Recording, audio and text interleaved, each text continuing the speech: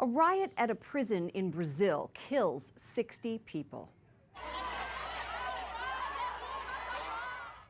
Video shows family members running out of the prison after two rival gangs started fighting Sunday. 184 inmates escaped during the chaos. Pope Francis prayed for the victims today in Rome. We're joined by Rome producer Mary Shovlain, who is not in Rome. She's here in studio. And Elise Harris, who is in Rome. She's from our online sister group, Catholic News Agency. Elise, let's start with you. You were there this morning. What did the Holy Father say? You know, every time Pope Francis has visited a prison, he's talked about living conditions. He did that again today. He asked people to pray not only for the repose of the soul of the victims, but also so that living conditions in prisons would be what he called worthy of human persons. And he spoke above all about the problem of overcrowding, which seemed to have been a problem at the Brazilian prisons, asking again for people to pray so that conditions could be better.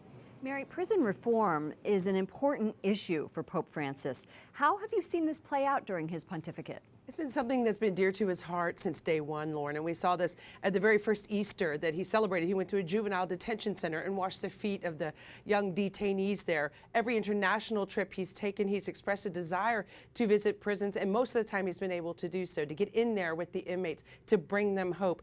And we remember at the end of the Jubilee year, one of the biggest events he saved for last, and that was with the Jubilee for the prisoners and their loved ones. Over 4,000 people in the Basilica, 1,000 of them inmates. So it's very personal for Pope Francis. I remember when he came here to the United States, he visited a prison in Philadelphia as well. Elise, the Pope's remarks came at the end of his weekly meeting with pilgrims and tourists. What was his message to the people, to the crowd? Today he spoke again about the theme of Christian hope. He turned specifically to the figure of Rachel in the Bible and the inconsolable suffering that mothers and fathers can feel when they lose a child. So he said that really the only way to console them is to try and understand their suffering as best as we can and to be close to them in that moment.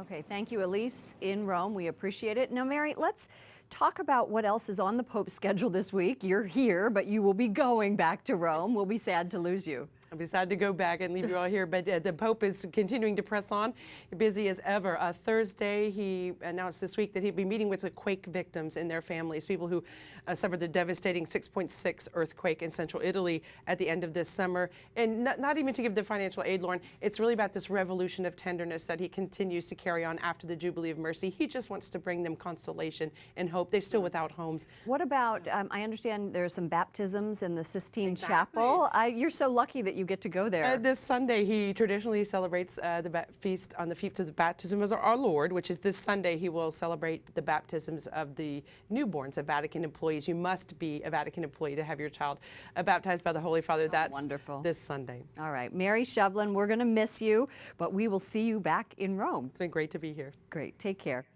And EWTN will bring you two events from the Vatican later this week. The Epiphany Mass with Pope Francis will air Friday at 4 a.m. and noon. And the baptisms from the Sistine Chapel, which Mary mentioned, will air Sunday on the Feast of the Baptism of the Lord at 3:30 a.m. and noon.